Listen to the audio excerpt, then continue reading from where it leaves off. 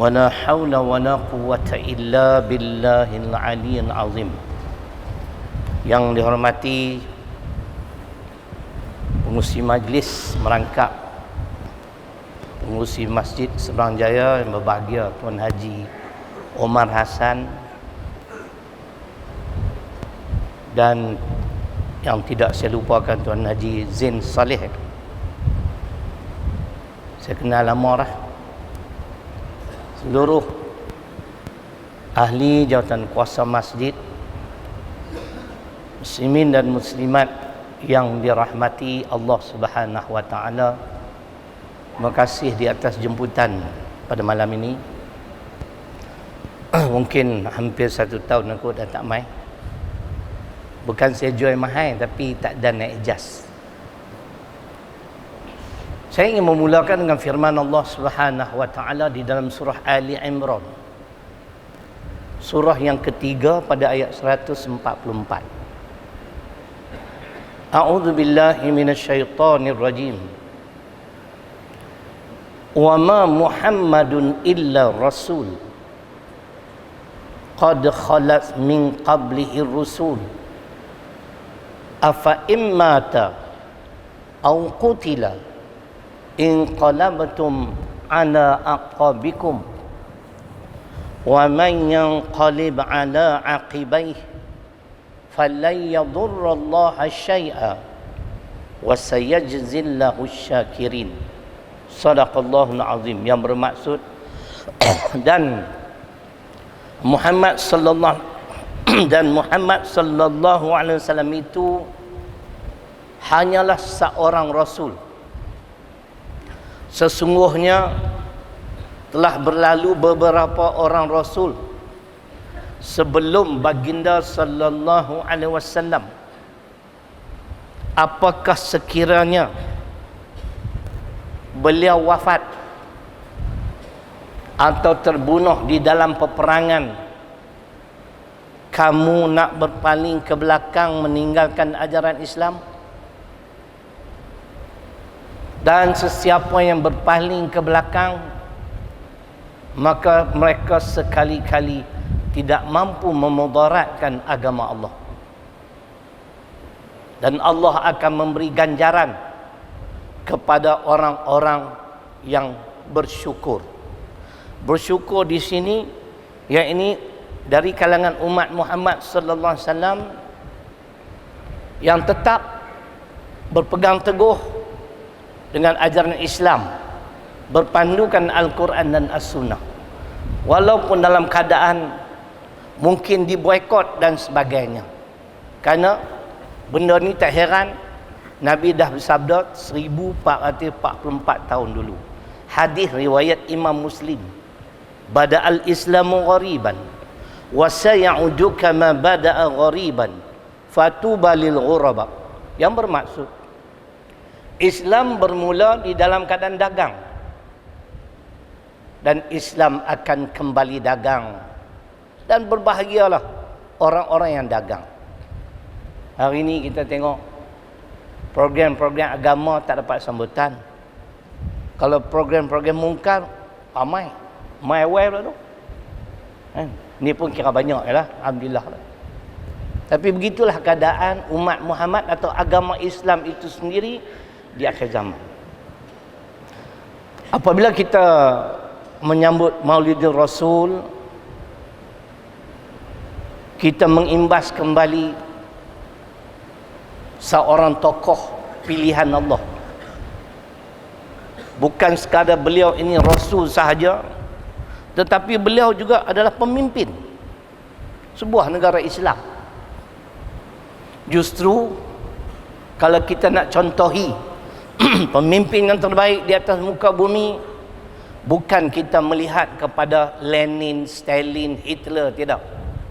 Inilah insan yang sepatutnya dijadikan contoh sesuai dengan firman Allah dalam suratul Ahzab, surah ke-33 ayat 21. Laqad kana lakum fi rasulillahi uswatun hasanah. Sesungguhnya pada diri Muhammad itu terdapat contoh teladan yang paling baik, yang sepatutnya, sewajarnya kamu ikuti. Muslimin, muslimat yang dirahmati Allah Subhanahu wa taala, lama dah tak ceramah berdiri. Mai malam ni kena dera. Nah, lama selalu memang duduk pun, kecuali khutbah lah. Khutbah 20 minit lah, yang ni mau sejam ni, kan? Berapa lama lah? Baik. Jadi pada malam ini saya nak ambil kesempatan yang ada nak membahaskan dua perkara. Kepimpinan Islam. Pemimpin yang diredai Allah dan pemimpin yang dimurkai Allah. Setelah tuan-tuan dengar malam ni dengan dalil Quran hadis, buatlah pilihan yang tepat. Bukan nak kempen tu Haji Hasan atau Haji Umar, tapi lebih kurang macam itulah. Nak bagi faham. Bila kita membicarakan tentang kepimpinan Islam, pagi tadi, hari ni Jumaat kan, kita rujuk surah ke-32 As-Sajdah ayat 24. Kita dengar setiap minggu tapi tak perasan apa benda yang dihabaq. Wa ja'alna minhum a'immatan yahduna bi amrina lamma sabaru wa kanu bi ayatina yuqinun. Dan kami jadikan di antara mereka pemimpin-pemimpin. Persoalannya, bagaimana mereka memimpin rakyat jelata? Ni ayat dia. Yahduna bi amrina. Mereka berpandukan kepada perintah kami. Makna mereka merujuk Al-Quran dan As-Sunnah. Lamma sabaru. Ketika mana mereka juga sabar. Sabar di dalam menegakkan kebenaran Islam. Wa kanu bi ayatina yuqinun. Kerana mereka yakin dengan ayat-ayat Allah. Mereka yakin dengan perintah Allah. Mereka meyakini tidak ada panduan yang paling benar, yang terbaik melainkan Al-Quran dan As-Sunnah. Jadi kita dalam nak memilih pemimpin, ini di antara guideline yang ringkas. Saya pernah terbaca teks khutbah Jumaat yang dikeluarkan oleh Jabatan Agama Islam Selangor pada tahun 2013.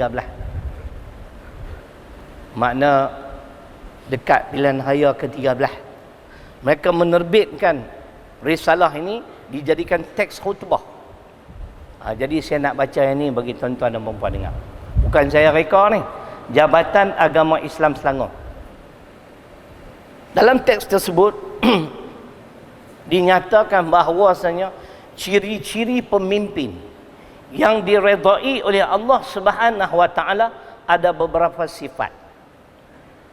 Yang pertamanya yang dibaca tadi oleh Tuan Haji Omar, nasib baik dia tak hurai, kau tak habis modal aku. Yang pertama sekali pemimpin ni yang Allah redha, pemimpin yang menjaga agama. Ayat yang dibaca tadi suratul Hajj, surah ke-22 ayat 41.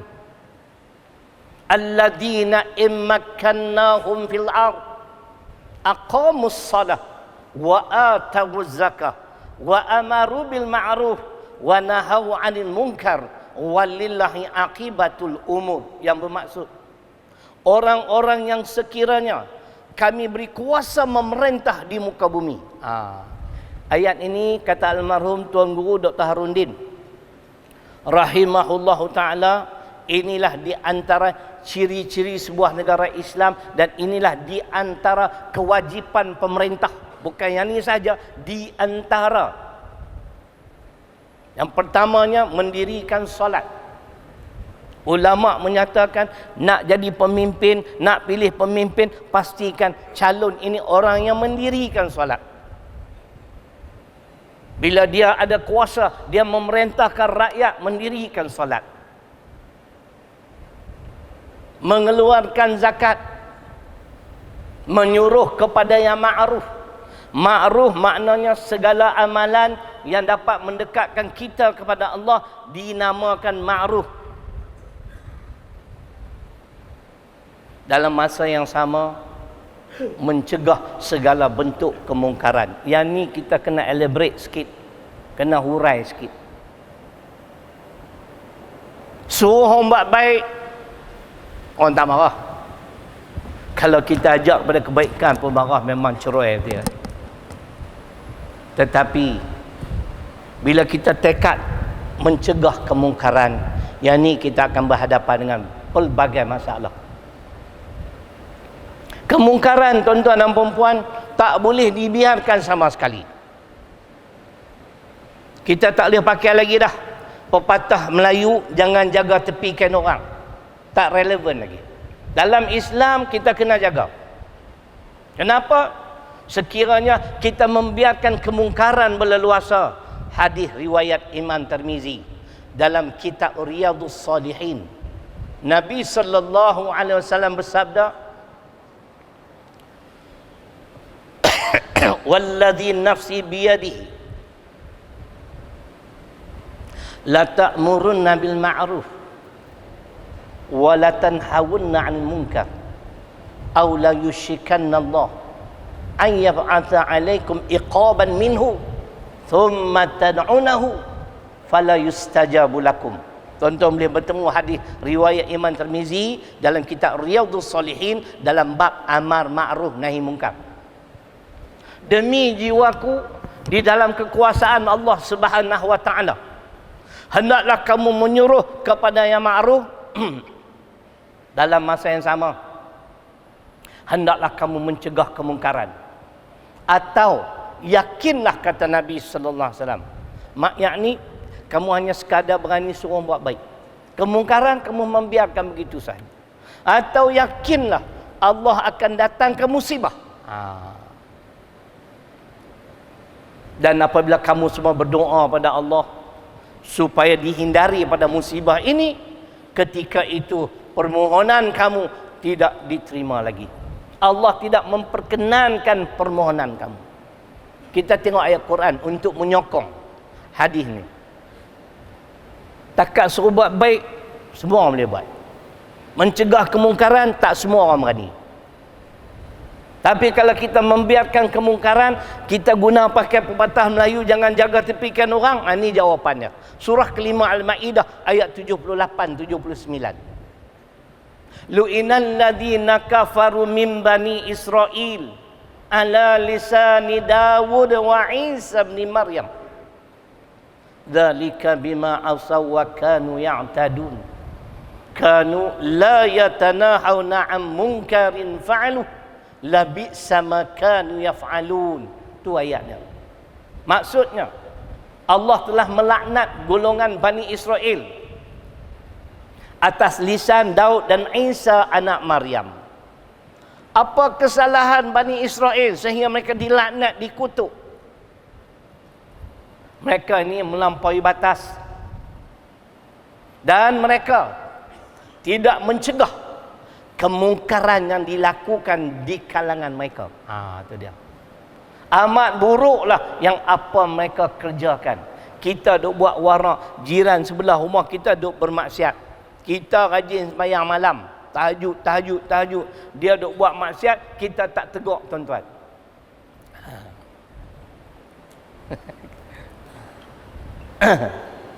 Boleh ke no? Sebab tu tuan-tuan, salah satu tanggungjawab pemimpin mencegah kemungkaran. Kita nak cari yang ni. Boleh? Kalau kemungkaran dibiarkan, kita mengundang kemurkaan Allah. Allah akan kutuk kita, tuan-tuan. Itu yang pertama. Laknat ni makna kehidupan yang tidak selamat.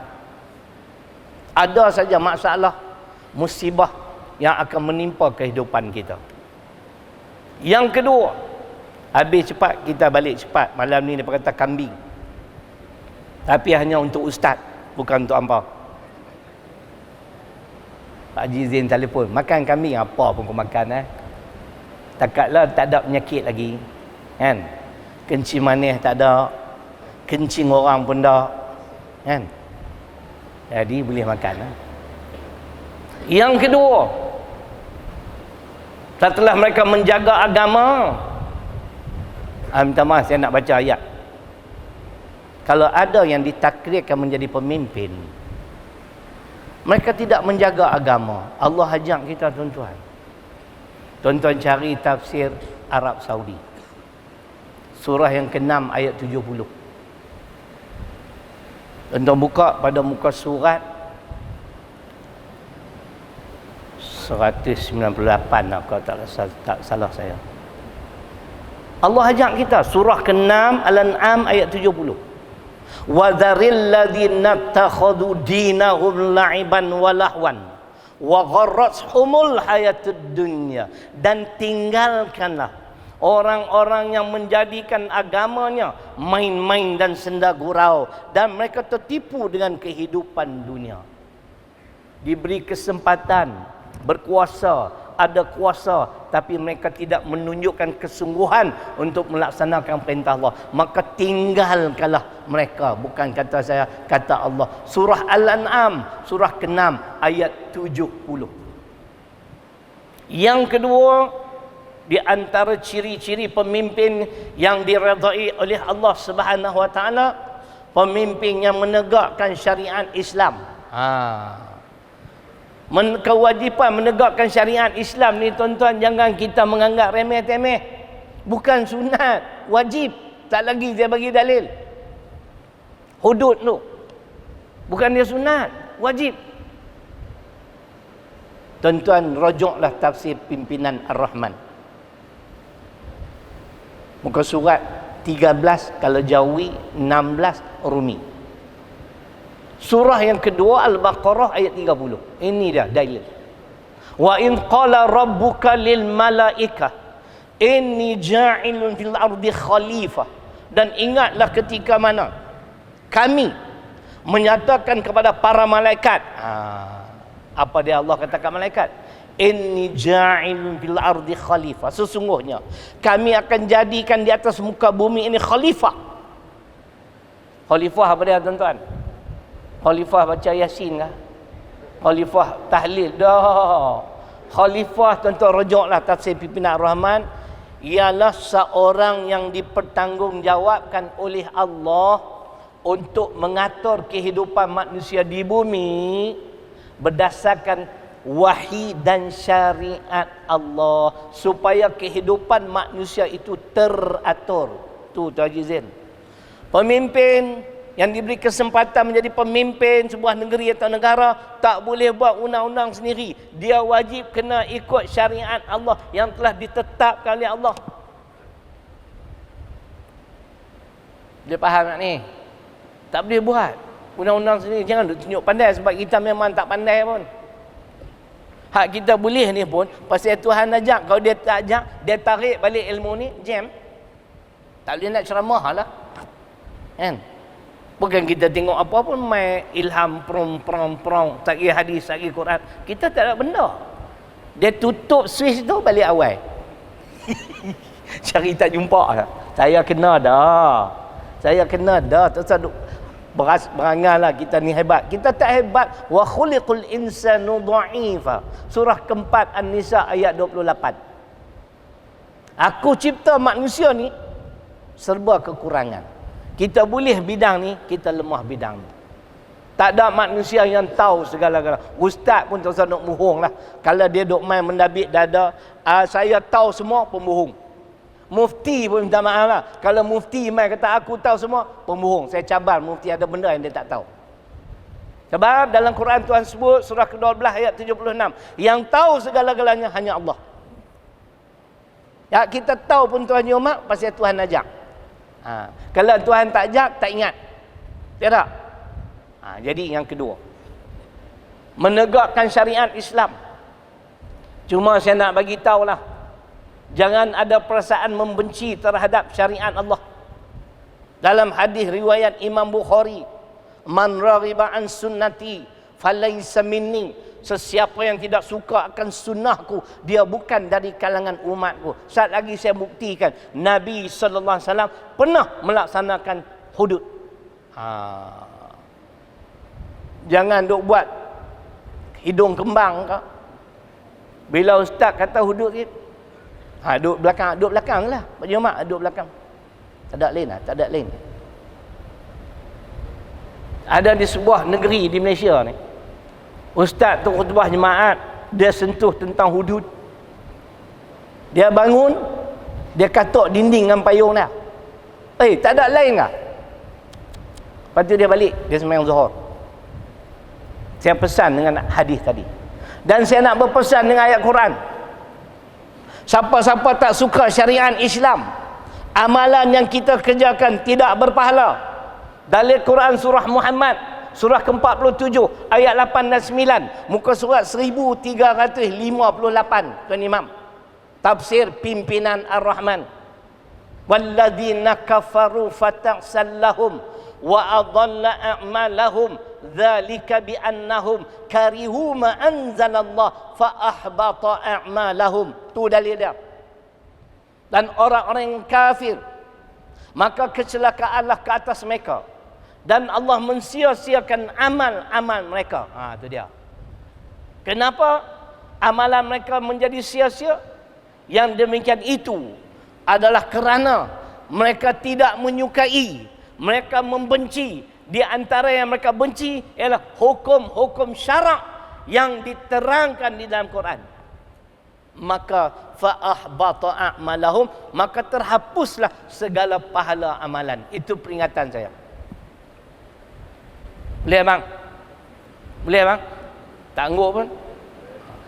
Abang belakang tu. Pakai mask tu. Pakai mask ni bagus bang. Saya sebab tu saya kekal pakai mask. Pasal apa? Aku menguap, siapa pun tak tahu. Kan? Kemudian maya letih. Ngangau. Sempoi yang ngangau. Jangan benci terhadap syariat Islam. Saya baca dalil hadis Bukhari, saya baca dalil Quran, takkan tak percaya kot. Mana dalil kewajipan melaksanakan hudud? Surah keempat ayat 15 An-Nisa. Inna anzalna ilaikal kitaba bil haqq litahkuma bainan nas bima arakallah wa la takulil khainina khasima. Yang bermaksud, sesungguhnya kami menurunkan Al-Quranul Karim dengan membawa kebenaran. Untuk apa Allah turunkan Quran? Untuk dipertandingkan seorang siapa merdu. Johan tilawatul Quran. Qari'ah Malaysia menang kan? Lelaki tak tahu siapa menang. Saya tak rajin tengok tu. Kan? Adakah untuk dipertandingkan semata-mata? Litahkuma bainan nas, supaya kamu menghukum manusia bima arakallah, dengan apa yang kami nyatakan dalam Quran. Berhenti tentu Ustaz. Kesalahan mencuri berdasarkan ayat Quran, perintah yang menjadi ketetapan Allah, potong tangan, bukan denda, bukan penjara, potong tangan. Dalil Quran, wassariqu wassariqatu faqta'u aydiyahuma jazaa'an bima kasaba nakalam minallah. Al-Maidah ayat 38. Jadi sesiapa yang meminda hukuman di atas kesalahan mencuri, denda ataupun penjara, kena tengok surah Al-Baqarah ayat 79. 3 kali Allah kata celaka, tuan-tuan. Celaka tu perkataan yang baik kah? Dia berkata baik. Celaka dia berkata sama macam good morning. Hampa terai esok pergi pejabat, buka pejabat buah, celaka bos. Buah kata kepala bapak hang, celaka. Jangan main-main. Sesiapa yang meminda hukum hakam Islam, Al-Baqarah ayat 79. 3 kali Allah sebut celaka. Fawailul lilladzina yaktubunal kitaba biaidihim thumma yaquluna hadza min indillah liyashtaru bihi thamanan qalila.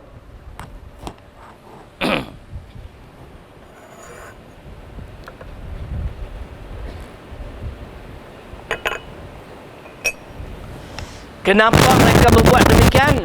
Kerana mereka menjual ayat-ayat Allah untuk mendapat sedikit apa dunia. Jadi jelas. Yang kedua, tanggungjawab pemimpin menegakkan syariat Islam. Allah redha kalau pemimpin yang ada sedemikian. Yang ketiga, sebab kita nak buat dua, yang Allah redha dan yang Allah murka. Jadi tak boleh lah panjang-panjang hurai. Yang ketiga, yang amanah. Pak Haji, nak cari yang nak jadi pemimpin mesti amanah. Allah ajak kita dalam surah An-Nisa ayat 58. Innallaha ya'murukum an tu'addul amanati ila ahliha. Sesungguhnya aku memerintahkan kamu supaya apa dia? Menyerahkan, bagi satu jawatan itu kepada ahlinya. Ahli ialah yang amanah, yang boleh dipercayai. Ulama tafsir, ahli bermaksud dua. Pertama, berilmu dalam bidang yang kita nak bagi kat dia. Contoh, Menteri Kewangan. Dia kena pandai lah ekonomi ke, apa akaun ke apa, pasal duit ringgit apa semua, dia kena pandai. Kalau pergi letak Menteri Kewangan mengaji tafsir jam, kan? Tak boleh. Ahli. Dia ada ilmu bidang. Yang kedua, boleh dipercayai. Baru negara hebat. Kalau ada ilmu khianat, tak boleh dipercayai, hancur. Tak lagi saya baca hadis. Ataupun boleh dipercayai tapi tak ada ilmu. Jadi bendahari masjid, satu duit pun tak hilang. Tapi bila main mesyuarat agung, tak boleh nak bentang kewangan. Tengok kemas, kan? Bawa dengan beg James Bond, kan? Sampin menyengit, kan? Bila suruh bentang kewangan Masjid Sebarang Jaya, dia bawa keluar buku 35. Jam. Dah. Cerita macam tu. Saya pernah jadi bendahari, saya tahulah. Tak ada siapa tanya. Nak tanya apa? Semua clear. Nak tahu masuk ni daripada mana? Saya boleh hurai pada awal Januari sampai Disember. Duit ni keluar masa apa? Daripada Januari sampai Disember. Sebab ahlinya. Dan boleh dipercayai. Itu saya tak berani katalah aku ni amanah ke tak, tu insya-Allah lah. Itu cerita dia, tuan-tuan. Sebab itu Nabi bersabda, hadis Bukhari, idza wusidal amru ila ghairi ahlihi fantaziris sa'ah. Apabila sesuatu urusan itu tidak diserahkan kepada ahlinya, maka tunggulah saat kehancuran. Ni yang jadi ni.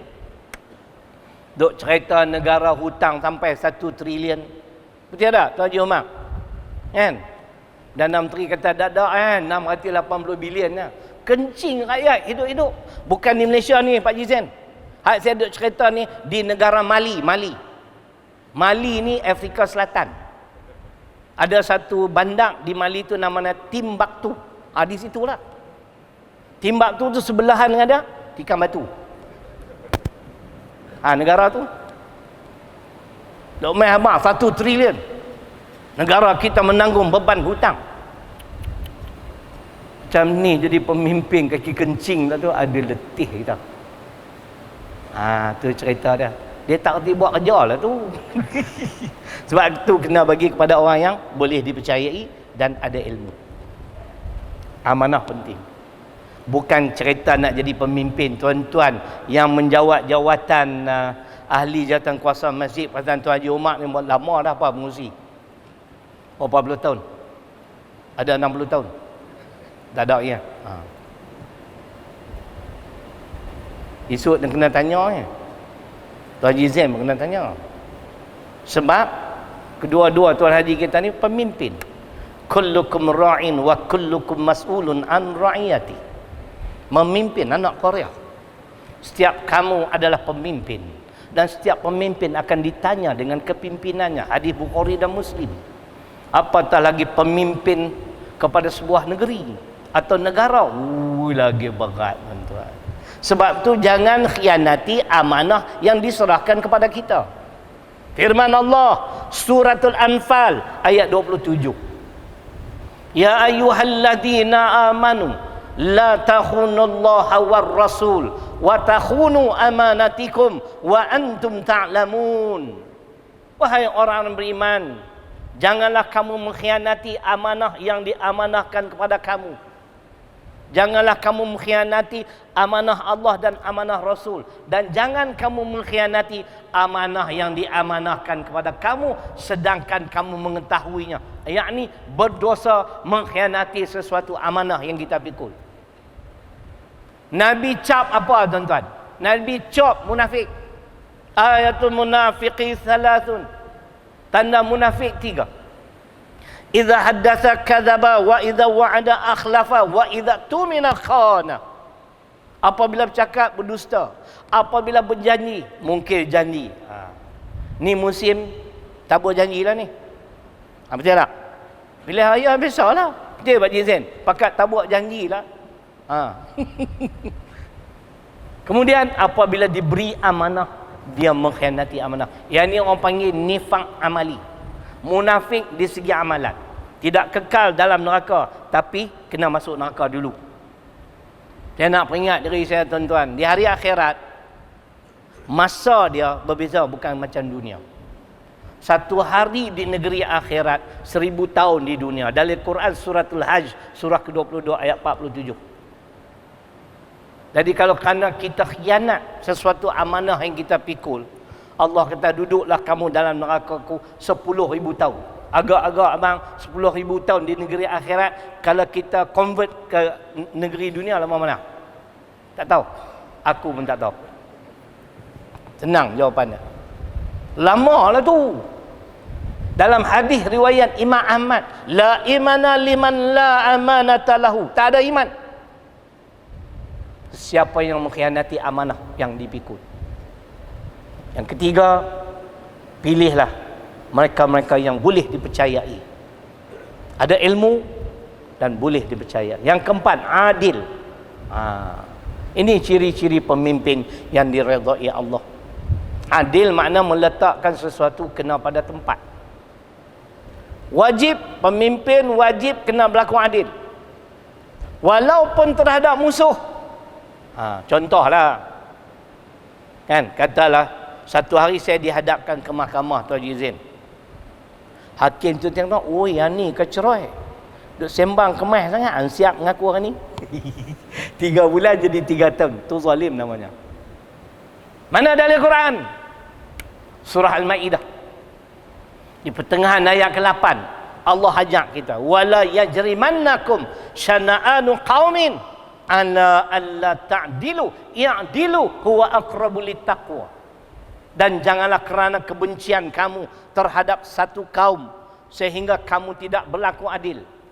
Berlaku adillah, kerana adil itu hampir kepada takwa. Walaupun Tuan Haji Zain, walaupun Tuan Haji Omar terhadap bukan Islam. Bukan Islam. Tak boleh buat zalim.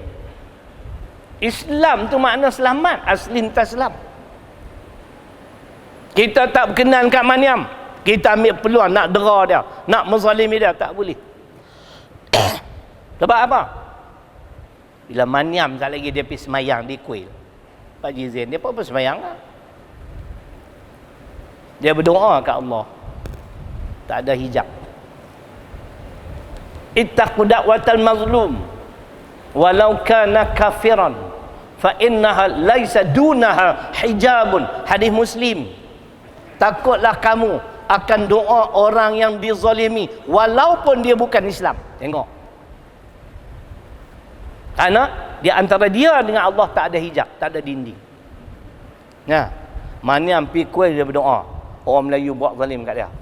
Doa dia bunyi macam ni. Innama Ingapur nge. Innada Melayu kacra. Mampu hamba. Nampak faham tak ni Pak Jeli? Pak Jizin faham ke apa doa tu tadi?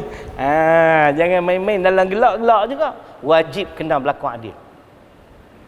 Tak boleh menzalimi. Sebab Allah sampai bersumpah hadis qudsi dalam kitab Matan Arba'in, hadis ke-24. Balik cari. Ya ibadi, inni haramtu zulma ala nafsi wa ja'altuhu bainakum muharrama fala tazalamu. Hadis Imam Muslim ataupun Bukhari Muslim. Wahai para hamba-hambaku, Sesungguhnya aku mengharamkan kezaliman ke atas diriku. Tu dia Pak Jizin. Dan aku mengharamkan ianya juga ke atas kamu. Maka jangan kamu melakukan kezaliman. Pernah ditanya pada Imam Abu Hanifah mazhab Hanafi, kenapa setengah orang tu bila nak mati tertanggal iman? Tu mengikut pandangan dia, kerana mereka wazulmul ibad, mereka melakukan kezaliman terhadap hamba-hamba Allah. Binatang pun tak boleh kita buat ikut suka, kecuali dia binatang yang bahaya. Tuan-tuan selalu dengar kan, bagi minum anjing pun boleh masuk syurga. Tu anjing. Kalau bagi minum saya, lagi syurga lah kan. Tambah kambing pula, syurga tu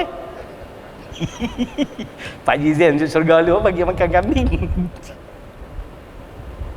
Tu cerita dia. Wajib berlaku adil.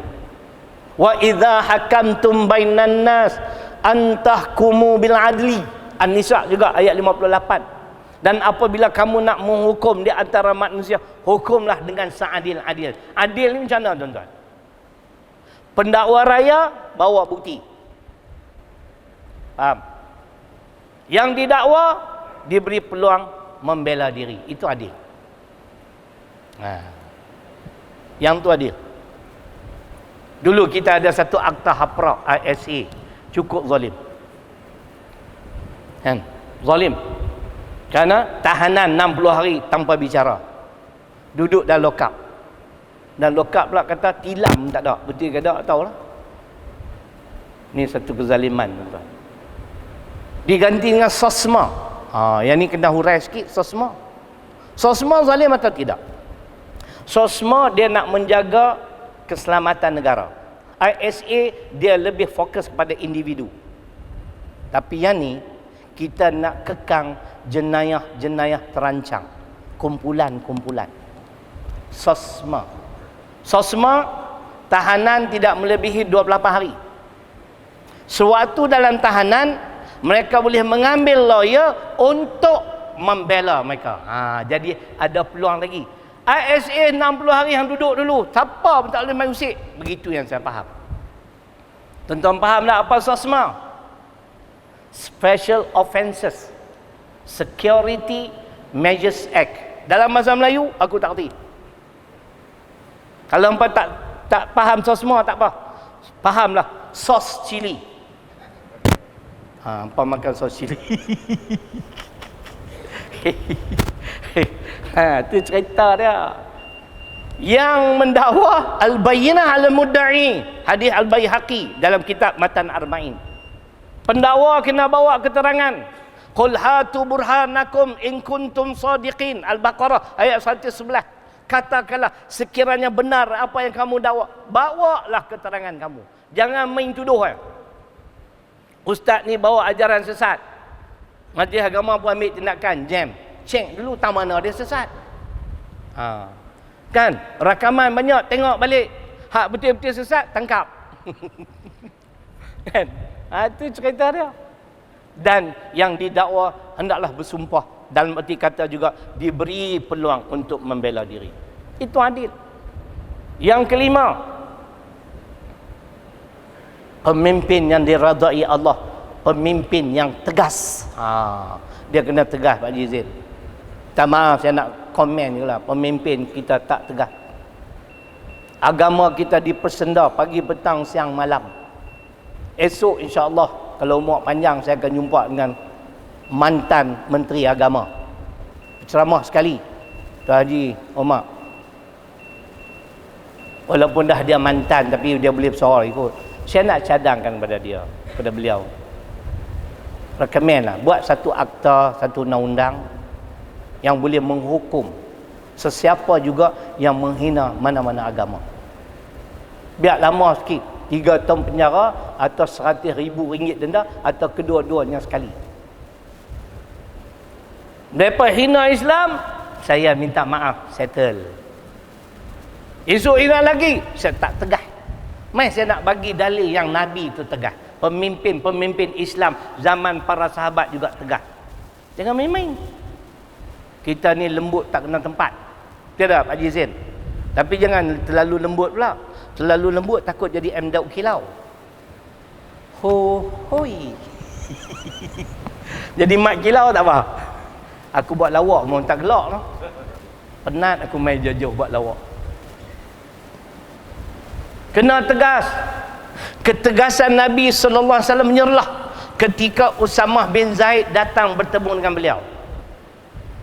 Minta syafaat beliau supaya jangan dipotong tangan anak orang bangsawan perempuan. Kerana dia mencuri. Tadi kita baca dah dalil, nah kesalahan mencuri potong tangan. Bapak dia ni orang kaya, orang ternama. Jumpa Usamah bin Zaid hampir pujuk Ustaz Muhammad, jangan potong tangan anak aku. Si Usamah bin Zaid ni dia orang luhui kan. Bila dia pergi kat Nabi menyatakan hasrat orang kaya tadi, minta sangat-sangat supaya tidak dipotong tangan anak dia, muka Nabi merah padam Pak Haji Zain. Nak tahu ke hadis ni tentang mana? Mari saya nak sebut in detail. Kitab Riyadhus Salihin bab ke-350, tajuk dia haram meminta syafaat supaya tidak dilaksanakan hukuman hudud. Haram. Lantas Nabi bersabda, innama ahlakal ladina min qablikum annahum kanu idza saraqa fihimus syarif tarakuh wa idza saraqa fihimud dha'if aqamu alaihi al-had. Wa imallah law anna Fatimata binta Muhammadin sallallahu alaihi wasallam saraqat laqata'tu yadaha. Rawahul Bukhari dan Muslim. Dengar makna dia. Wahai Usamah, sesungguhnya yang menghancurkan satu bangsa sebelum kamu ialah apabila yang mencuri itu orang atasan. Dengar ni, Nabi sebut mereka membiarkan begitu sahaja. Tetapi kalau mencuri orang bawahan, mereka mengambil tindakan undang-undang. Dan demi Allah, kalau anakku Fatimah mencuri, nescaya ku potong tangannya. Habis hadis itu, Nabi panggil wanita tersebut masuk, lalu dipotong tangan beliau. Tegas tak? Tegas. Contoh kedua, ketegasan pemimpin Islam zaman Nabi SAW, Saidina Abu Bakar. Yang ramai rata-rata kata Saidina Abu Bakar ni lemah lembut. Siapa kata? Lemah lembut biar bertempat. Ada masa dan ketika kena tegas. Pada satu hari, tadi kita mula 7.40, sikit lagi. Boleh? Nampak mengantuk ni. Dia buat tunduk orang lena. Kau boleh percaya apa Rahman? Aku memang tak lena sebab aku bercakap. Satu hari, Saidina Abu Bakar, dia pergi masuk ke tempat Yahudi. Masa tu Yahudi sedang belajar kitab.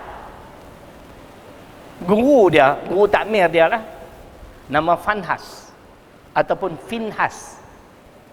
Dia ajak Fanhas kepada Islam. Lalu Fanhas ni mengejek dengan kata apa? Kami orang Yahudi nak masuk agama hang. Mana layak? Tuhan hang miskin, kami orang kaya.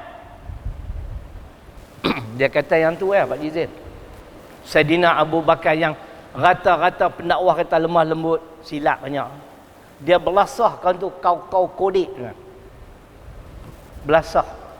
Kalau di Terengganu dia kata tibang, bahasa Terengganu. Tibang ni mana belasah kau. Lebam muka. Guru agama Yahudi tu lebam muka, kena belasah dengan Saidina Abu Bakar pasal hina Islam. Lari. Pergi cari Nabi, tunjuk muka dia lebam. Tengok ni. Ni siapa buat ni? Kawan baik hang lah Abu Bakar. Abu Bakar dipanggil, lalu ditanya, betul aku belasah dia. Pasal apa? Dia kurang ajar. Dia hina Islam. Hina Allah berarti hina engkau. Hina engkau, hina Islam. Betulkah Fanhas kamu menghina agama kami, menghina Allah kami yang kami semua? Tak, dia kata. Yahudi tahulah. Kita pun kalau bersalah mampu tak mengaku. Nak cari kena sakit. Kan? Turun ayat Quran Pak Ji. Surah ketiga Ali Imran ayat 181. Laqad sami'allah qaulal ladzina qalu innallaha faqirun wa nahnu aghniya. Allah turunkan ayat Quran, sesungguhnya kami mendengar, kata Allah, perkataan Yahudi ni yang menyatakan Allah itu miskin dan mereka orang-orang kaya. Kan tu ya dia. Barak. Tapi eloklah kena belasah dulu. Jadi kalau di Malaysia pun ada orang hina Islam, belasah dulu baru hantar pergi pejabat polis. Hampa yang tu pun aku nak kena ajak. Boh dulu ada hina Islam tu baru pergi hantar. Tak apa, di Malaysia ada squad. Squad duk tabuh orang tu, tahu tak? Geng-geng tu lah. Geng saya tak mau sebut nama dia lah, kan? Dapat minta maaf tadi. Esok orang lain pula hina. Apa nak jadi tuan-tuan? Saidina Umar, Masya Allah, tegas Saidina Umar. Ada dua orang hamba Allah ni, A dan B. Mereka bertelingkah. Lalu kedua-dua mereka pergi ke rumah Nabi SAW, minta pandangan Nabi supaya Nabi buat keputusan. Keputusan Nabi memihak kepada A, tidak memihak kepada B. Dengar elok. Ni nak cerita tegas, pemimpin kena tegas. Jangan duk lembut sangat. Nabi dah buat keputusan memihak pada A, B tak setuju. Dia kata kat A macam ni, jom kita pergi jumpa Umar pula. Tengok apa pandangan Umar. Bukan Haji Omar Hassan. Masa tu tak ada lagi. Pergi rumah Umar saja cari penyakit. Alah. Umar tanya apa mai buat apa weh? Dah tadi kami pergi jumpa dah Muhammad sallallahu alaihi wasallam. Dia buat keputusan memihak kepada aku, tetapi tidak memihak kepada si fulan ini. Dia tak bersetuju. Umar dengar apa dia? Hang tak setuju dengan keputusan Muhammad. Hang tunggu sana. Dia masuk dalam rumah. Dia apa duk congok air nak bawa keluar durian mesangking ke apa kan nak jamu. Dah durian tak keluar kapak. Dia bawa keluar pedang. Dia pancung kepala B. Kenapa dia pancung tuan-tuan? B itu murtad. Kalau dah Nabi kata sesuatu tu halal, sesuatu tu haram, jangan duk pindah. Rosak akidah. Dia tak setuju. Bila dia tetap itulah, di antara ulama sebut surah keempat ayat 65 An-Nisa, ayat ini dikaitkan dengan peristiwa tadi.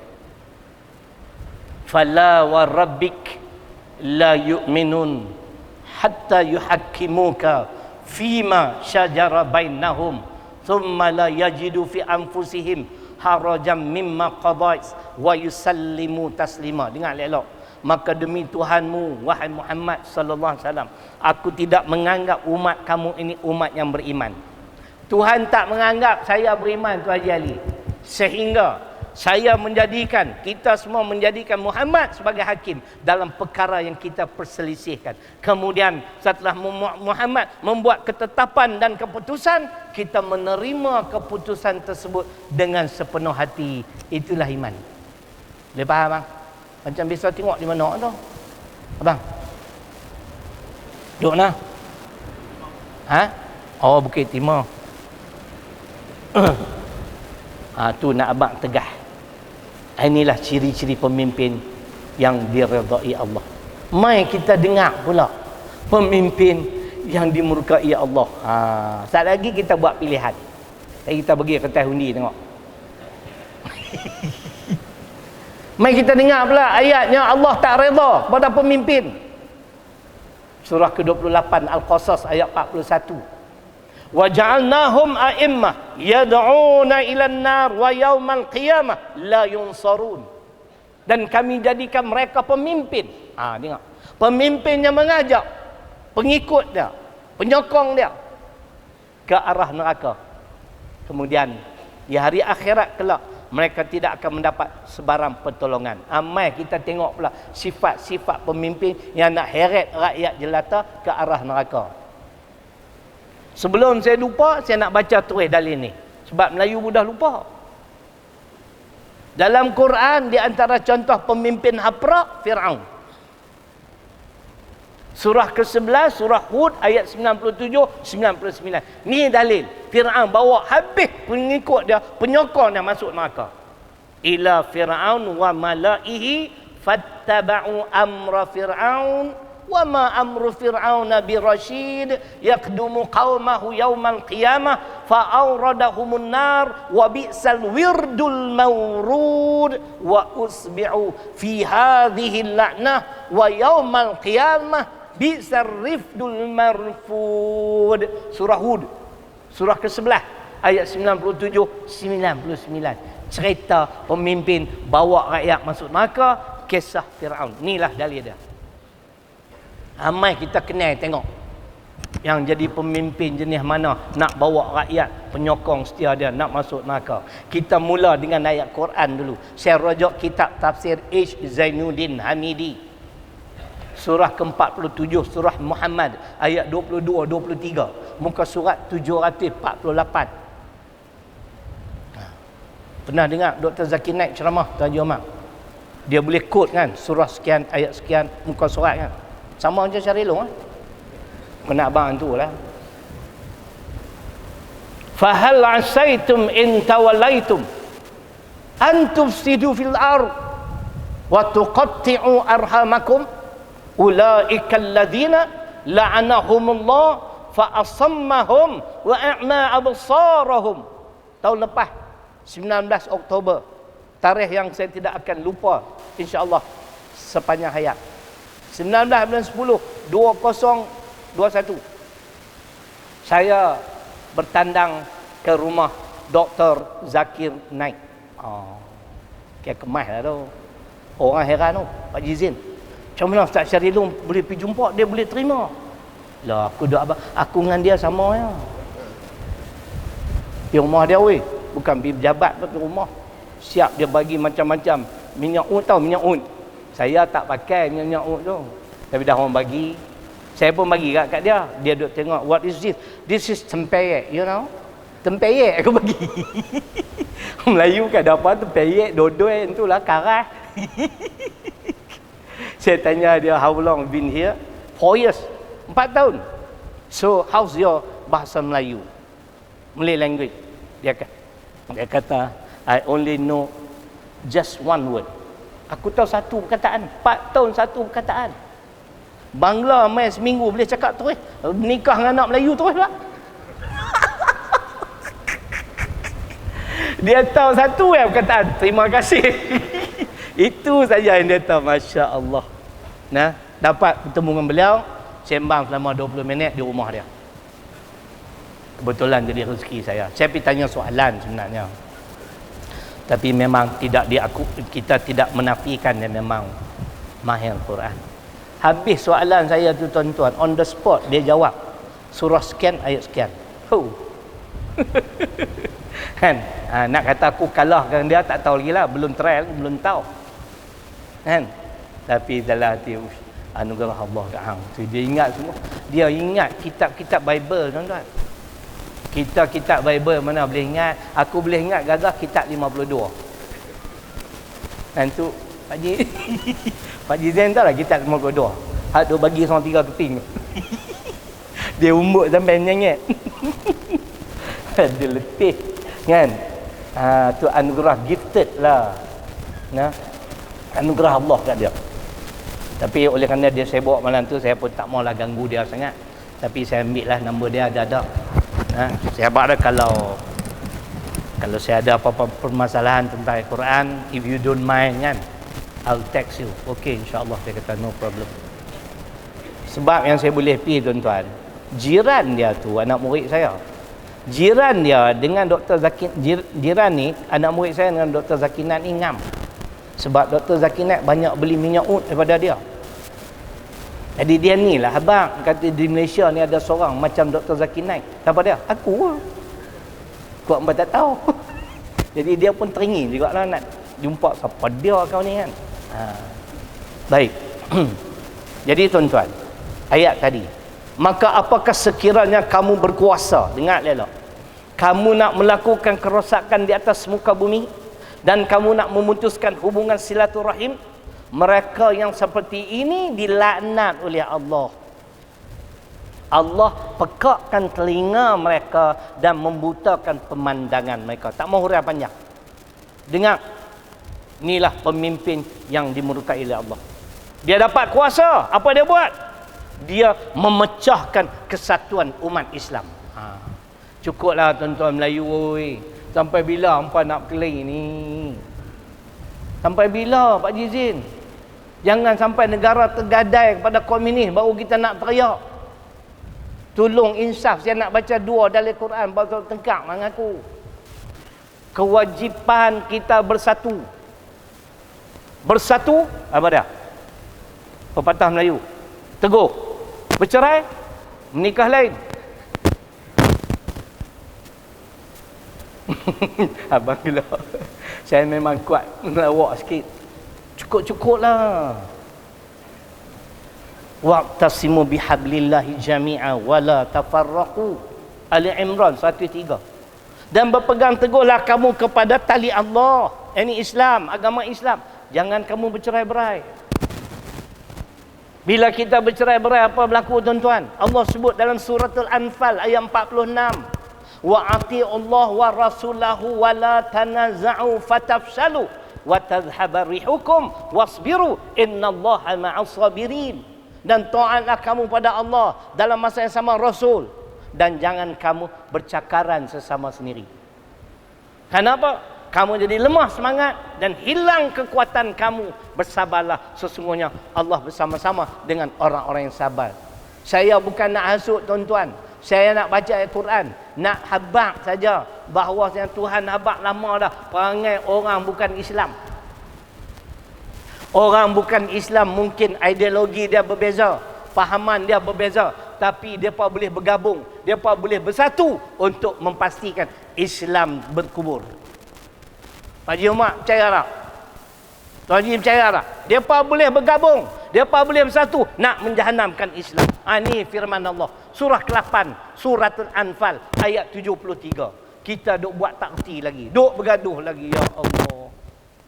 Walladzina kafaru ba'duhum awliya'u ba'd illa taf'aluhu takun fitnatun fil ardi wa fasadun kabir.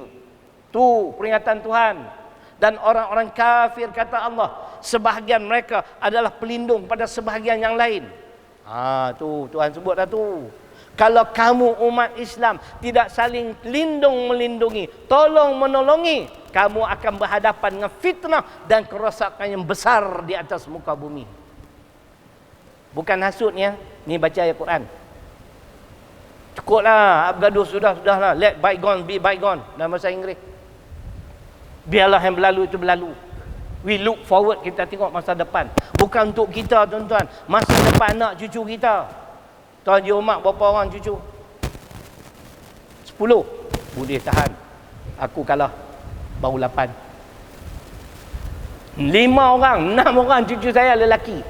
Tu legasi aku tu, ada penyambung. Bila tengok muka mereka, dia fikirlah, ya Allah, esok bila kita tak ada, macam manalah nasib mereka, masa depan mereka, keselamatan mereka. Ada dalam Quran, Tuhan suruh kita. An-Nisa surah keempat ayat 9, wal yakhshal ladina law taraku min khalfihim dhurriyatan dhi'afan. Dan hendaklah kamu menaruh rasa takut, rasa bimbang terhadap siapa? Terhadap zuriat yang bakal kamu tinggalkan pada satu hari nanti, bagaimana keselamatan dan juga masa depan mereka. Kalau puak-puak yang tak beriman, perintah matilah tuan-tuan. Bukan nak kempen, Pak Jizim, minta maaf. Nak ajak kita bersatu untuk menyelamatkan Islam dan agama Islam. Saya tak maulah sebut lebih-lebih, jangan marah aku. Tapi aku kan aku geram nak sebut je. Kan? Pakat-pakat fikir. Satu, pemimpin yang dikutuk oleh Allah, dimurkai Allah, mereka memecah belah kesatuan umat. Yang kedua, Allah tak berkenan. Yang kedua, mereka mengambil kesempatan membina kekayaan untuk diri dan keluarga. Ini disebut dalam tafsir H. Zainuddin Hamidi.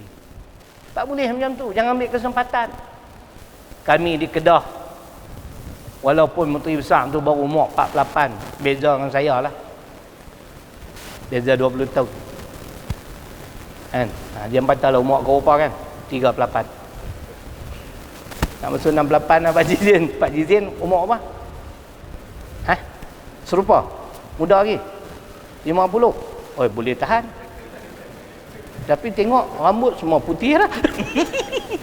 Pak Ji Omar saya tanya, mau 70 dah, 70. 72. 70 genap.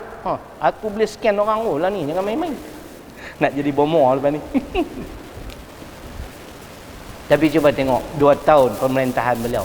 Walaupun difitnah, dipelekeh macam-macam, tak pandai tak best. Nak tahu pandai tak best, tak pandai tak best, pergi tengoklah.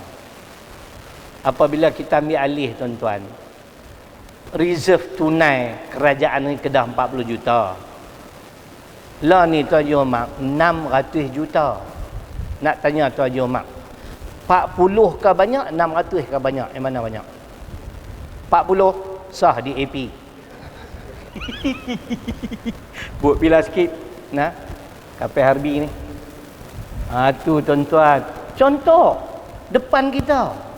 Kerana dia amanah, dia tak ambil kesempatan dengan kedudukan. Saya setiap malam doa untuk dia, supaya dia kekal sebagai Menteri Besar. Kita nak macam tu tuan-tuan. Yang tak mengambil kesempatan, ayat ni sebut dia mengambil kesempatan. Yang kaya raya diri dan keluarga. Kita tak sebut mana-mana pihak. Itu yang pertama. Yang kedua, nak tahu ciri-ciri sifat pemimpin yang dimurkai Allah, yang ni kena tengok hadis. Hadis Imam Tirmizi pula, yang disyarah dalam buku yang disusun oleh Dr. Zahzan Muhammad. Innama akhafu ala ummati al-a'immatal mudillin. Sesungguhnya aku amat bimbang, amat takut. Apa yang ditakuti oleh Nabi? Umatku akan dipimpin oleh pemimpin yang sesat. Macam mana pemimpin yang sesat? Dia sebut di antara dua. Pertama, pemimpin itu fasik. Tuan-tuan faham makna fasik, Pak Haji Ali? Fasik makna melanggar batas-batas ketentuan agama. Tak boleh buat pun dia buat juga. Dia mengaku haram, tapi dia pulun juga haram. Dia mengaku berdosa, dia pulun juga. Boleh? Tok Bilal kan? Dah tanyalah. Kan? Bukan dah? Oh, bukan dah. Nampak tuan-tuan? Fasik. Tuan-tuan buka surah Al-Isra, surah ke-17, ayat 16. Buka muka surat 678, tafsir pimpinan Ar-Rahman. Negara hancur bila pemimpin tu fasik. Allah sebut, wa idza aradna an nuhlika qaryah amarna mutrafiha fafasaqu fiha fahaqqa 'alaiha al-qaul fadammarnaha tadmira. Sila Raja' Al-Isra, surah ke-17, ayat 16. Tu Pak Haji Ali. Tak mantap lagi kau hujah macam ni. Agak-agak layak lah jadi ahli parlimen. Layak. Memang kena bertanding. Hati bebas. Logo cap nombor. Siapa tak undi aku nak rimbuk ni. Orang tanya Ustaz, tahun ni macam mana? Dulu pun saya tak mahu Pak Haji Zain. Saya bukan jenis terhegi-hegi nak jadi calon. Tapi dah pucuk pimpinan pilih kita, kita walak lah. Kan? Sekali ni nama kita tak ada, kita pun senang, tak ada masalah. Saya nak tumpu tahfiz dan dakwah. Ini bidang yang saya memang boleh sikit sebanyak. Apabila kami kendaki, kata Allah, menghancurkan sesebuah negeri atau negara, bagaimana caranya? Mereka dipimpin oleh orang-orang yang hidup bermewah-mewah. Kehidupan mereka mewah kerana mereka salah guna kuasa, mengambil kesempatan. Tetapi mereka ni fasik. Kami perintahkan kepada mereka melaksanakan perintah kami, mereka fasik, mereka langgar juga. Maka berhaklah Allah menunaikan janjinya. Ketika itu kami hancurkan negeri atau negara itu sehancur-hancurnya. Itu ayat Quran, main dengan hadis pula. 3 minit lagi cukup sejam, tak boleh lama-lama. Lebih sejam overtime. Kambing punya overtime tak ada overtime, tak apa. Nabi sallallahu alaihi wasallam bersabda, "Idza aradallahu biqaumin su'an." Ja'ala amrahum ila musrafihim. Tu dia sebut dah. Dan apabila kami kendaki menghancurkan sesuatu kaum, satu bangsa, bagaimana caranya? Bangsa tersebut dipimpin oleh pemimpin yang hidup bermewah-mewah dengan harta milik rakyat. Hadis riwayat Ad-Dailami disokong Al-Isra ayat 16. Hadis pada Pak Ji, ayat Quran pada, takkan cerai lagi kot hujah macam ni. Akhir sekali, bukan fasik sahaja, disebut, disyarah oleh ulama, mereka inilah yang merebakkan larangan-larangan Allah. Dia pada kuasa, pengikut ramai, duit banyak. Zaharal fasad fil barri wal bahr bima kasabat aydin nas liyudhiqahum ba'dal ladzi amilu la'allahum yarji'un. Rum surah ke-30 ayat 41. Terang dan nyata kata Allah, berlaku kerosakan di daratan dan di lautan kerana tangan-tangan manusia. Ni lah. Tangan inilah lului, tangan inilah pilih pemimpin. Pada lepas tu Allah turunkan musibah supaya kita kembali insaf, bertaubat. Biar ada manusia dia tak jadikan pengajaran. Macam berlaku di Kedah, kepala ayak kan? Bukan sekali, dua kali. Lepas ni mungkin kepala bapak pula apa kan? Jadikan pengajaran.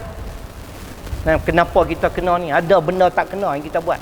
Kita pun salah, pemimpin pun salah. Sebab kita salah pilih pemimpin. Jadi akhir sekali, mana dalil apa yang kita buat di dunia akan dipertanggungjawab di akhirat? Di antara dalil Al-Muddathir surah ke-74 ayat 38. Kullu nafsin bima kasabat rahinah. Setiap manusia dengan apa yang dilakukannya akan dipertanggungjawab di negeri akhirat. Akhir sekali, Allah berfirman dalam surah Al-Isra surah ke-17 ayat 71, muka surat 697, tafsir pimpinan Ar-Rahman. Yauman nad'u kulla unasim bi imamihim. Hari yang mana setiap manusia akan dipanggil bersama-sama imamnya. Siapa dia imam?